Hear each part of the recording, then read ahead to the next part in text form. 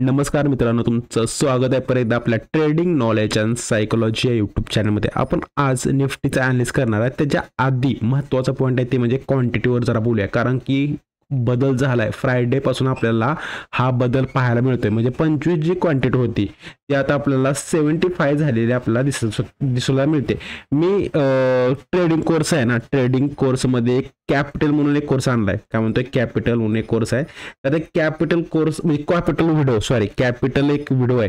तर ते तुम्ही जर वॉच केली नसेल तर वॉच करा. आणि दुसरं एक व्हिडिओ आहे की लॉट साईड चेंज झाल्यानंतर आपण ट्रेडिंग प्लॅन काय असला पाहिजे, ही एक दोन व्हिडिओ आहे. ही पहिली व्हिडिओ वॉच करा पहिल्यांदा, ही दुसरी व्हिडिओ, ही दोन व्हिडिओ वॉच करा म्हणजे तुम्हाला सिंपल होईल.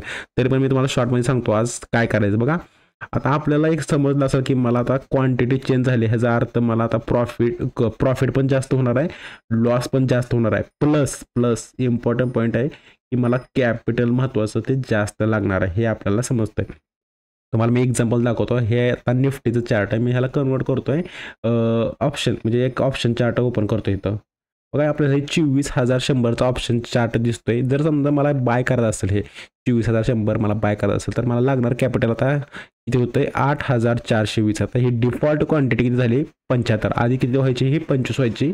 आता ही डिफॉल्ट क्वांटिटी मला 75 इथनं दिसते. जर मला समजा ही इन्क्रीज करायचं असेल तर मी इथं इन्क्रीज करू शकतो 150 क्वांटिटी. पण आता हे 75च्या खाली जाणार नाही.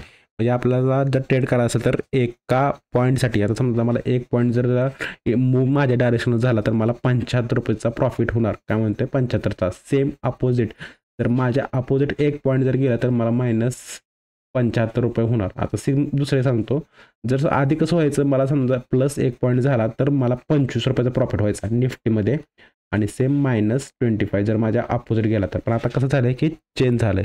तर आपल्याला आता जपून ट्रेड करायचं.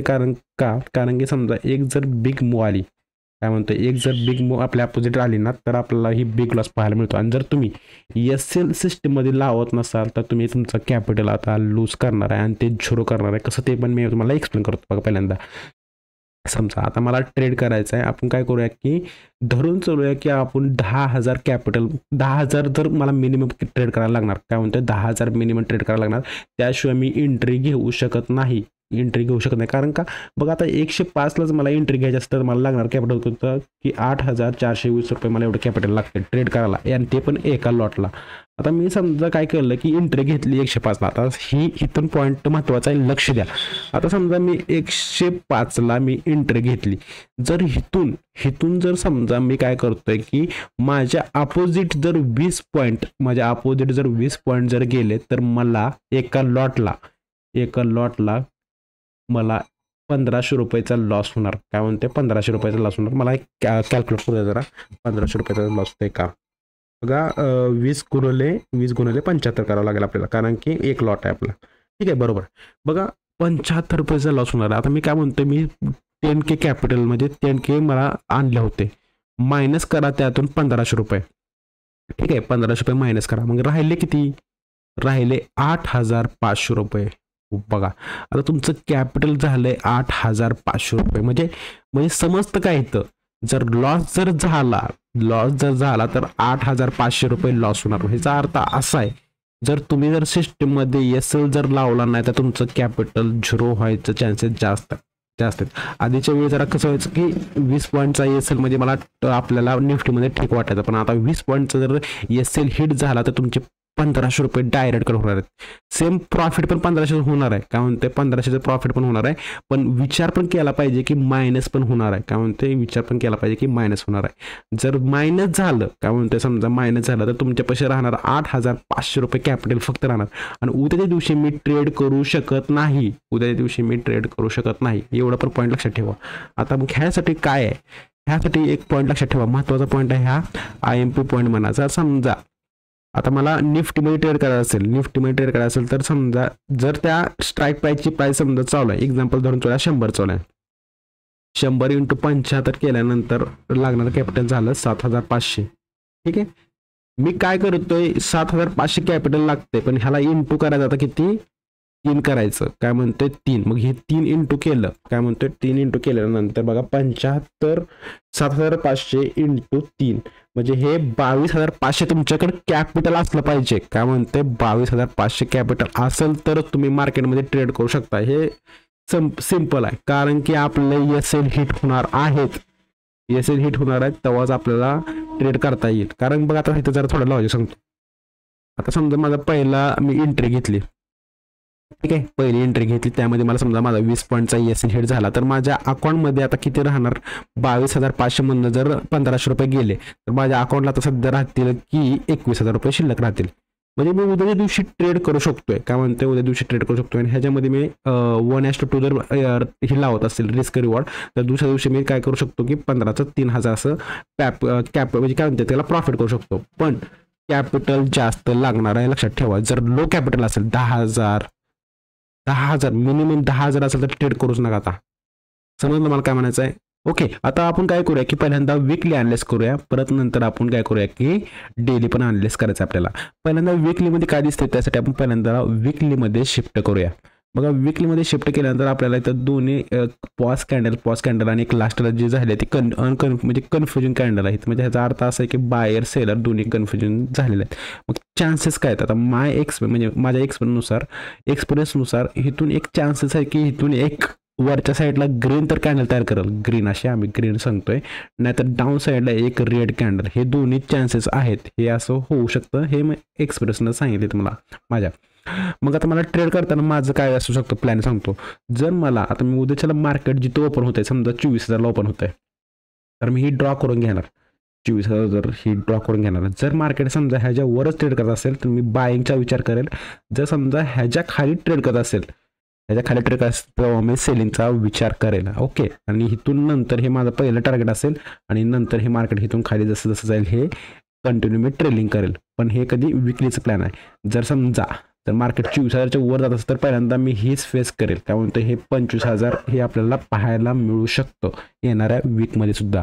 पण ट्रेड करते कुठं हे गरजेचं आहे, हे आपल्याला ह्या वीकमध्ये समजतं. आता मी काय करतो जरा डेलीमध्ये जातोय, कारण की मला उद्यासाठी अनालिसिस करायचं आहे.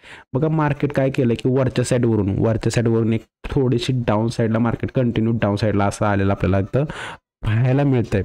मग उद्याचं ट्रेड करताना मी करेल कसं, बघा जोपर्यंत मार्केट, आता लक्षात ठेवा, जोपर्यंत मार्केट ह्याच्या वर जात नाही, जे हे हाय तयार केले 24,300च्या वर जोपर्यंत मार्केट जात नाही तोपर्यंत आपल्याला चांगली मुवमेंट पाहायला मिळत नाही. तोपर्यंत चांगली मुवमेंट आपल्याला पाहायला मिळेल का नाही. आणि जर समजा मार्केट मला इथे दाखवत आहे, कुठं दाखवत आहे सांगतो. आता हे आपल्याला एक सपोर्ट लाईन इथे दिसत असेल ना, जर मार्केट समजा इथून खाली ट्रेड करत असेल 24,000च्या खाली, तेव्हा आपल्याला डाऊन साईडचे ट्रेड मिळू शकतात आणि ते पण जरा चांगले. कारण की मार्केट काय करतं की वरच्या साईडवरून सेलिंग यायला लागले, हे आपल्याला पाहायला मिळू शकते. पण आता मी इथे तुम्हाला पॉईंट सांगतो, लर्निंग पॉईंट सांगतो. असा ह्याचा अर्थ असं नाही की तुम्हाला इथून जर समजा एंट्री मिळेल म्हणजे बिग प्रॉफिट मिळेल, नाही मिळणार. आपल्याला आता 1:1 किंवा 1:2 हे असंच ट्रेड करावं लागणार. कारण की आपण आता ह्याच्यामध्ये डायरेक्शन फिक्स नाही.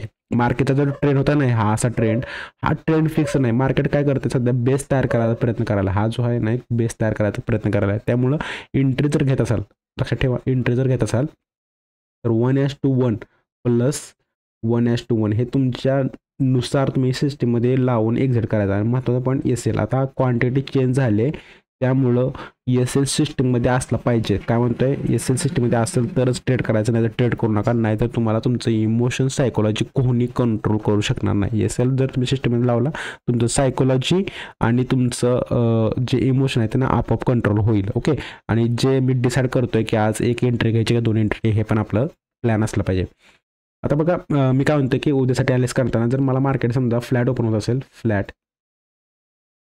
फ्लॅट ओपन होत असेल तर मी काय करतोय, मी ह्याला काय करतो पहिल्यांदा 15 मिनिटं शिफ्ट करतो, तिथून आपल्याला थोडंसं क्लिअर होईल. बघा मला जर फ्लॅट ओपन होत असेल, मी जरा ह्याला थोडंसं बिग केलं आहे. आता इथे एक डिसेंडिंग ट्रायंगल झाला आहे. हे तुम्हाला जर माहीत असेल, मला थोडंसं सांगायचं आहे तर डिसेंडिंग ट्रायंगल म्हणजे काय असतं. जेव्हा मार्केट हे ब्रेकआउट करतं तेव्हा हे टच करायला येऊ शकतो वरच्या साईडला, ते आपल्याला दिसतं. आणि मार्केट जर समजा फ्लॅट ओपन होऊन हे ब्रेकआउट देत असेल तेव्हा आपल्याला एंट्री घ्यायची आहे, त्याच्या अगोदर एंट्री घ्यायची नाही आहे. फ्लॅट झाल्यानंतर म्हणतो आणि समजा डाऊन साईडला थोडंसं कसं होईल की इथून थोडंसं व्होलॅटाईल आपल्याला मार्केट पाहायला मिळू शकतं, पण चान्सेस जास्त आहेत की इथून मार्केट आपल्याला जास्त असे बिग मूव्ह देऊ शकणार नाही. अजून काय म्हणते, बिग मूव्ह आपल्याला पाहायला मिळणार नाही, कंटिन्यू डाऊन स्लोली येत राहील. तर चांगली बिग मुवमेंट पाहिजे असेल तर हे ब्रेकआउट होऊन वर गेलं तर आपल्याला चांगली मुवमेंट पाहायला मिळेल, जर फ्लॅट ओपन होत असेल तर. पहिली गोष्ट फ्लॅट. दुसरी कंडिशन, जर मला गॅपअप दिसते तर गॅपअप झालं तर ह्या ऑलरेडी पॅटर्न ॲक्टिव्ह होऊन जाईल, ॲक्टिव्ह होऊन जाईल. पण इथून गॅपअप झालं आणि मार्केट परत खाली येतं आहे, पण इथं कुठं तर बेस करून जेव्हा वर जाईल तेव्हा चांगली एंट्री आपल्याला मिळू शकते. किंवा गॅपअप झालं, इथून थोडीशी प्राइस ॲक्शन करत आहे मार्केट आणि इथून हे ब्रेकआउट देतं आहे, तेव्हा एंट्री घ्यायची. डायरेक्ट मार्केट जर जात असेल तर आपल्याला ते एंट्री घेता येणार नाही, कारण की हे फास्ट मूव्ह करून वर जाईल. जर फ्लॅट गॅपअप झालं आणि खाली येतं आहे, खाली येऊन परत कुठं बेस तयार करून हे ब्रेकआउट घेतलं तेव्हा आपल्याला चांगलं एंट्री मिळू शकते. ओके. आणि तिसरा पॉईंट, गॅप डाऊन झाला मार्केटमध्ये, त्याला जर समजा मला गॅप डाऊन दाखवत असेल तर गॅप डाऊन झालं तर मला थोडंसं कन्फ्युजन होऊन जाईल मार्केट, कारण की खालच्या साईडला एक सपोर्ट आहे, वरच्या साईडला एक रजिस्टन्स म्हणून ॲक्टिव्ह होईल हा, आणि हा सपोर्ट. मग हे थोडंसं व्होलॅटाईल प्लस व्होलॅटाईल म्हणता येईल, थोडंसं व्होलॅटाईल मार्केट होऊ शकतं. म्हणजे मला ट्रेड करताना प्राइस ॲक्शन वॉच करून आपल्याला ट्रेड करावं लागणार आहे. हे उद्यासाठी प्लॅनिंग होतं. ओके. चला, आता आपला ट्रेड करताना एक गोष्ट लक्षात ठेवायची की ESL सिस्टममध्ये लावून ट्रेड करायचा. आता हलगर्जीपणा चालणार नाही आहे. ओके. बाय.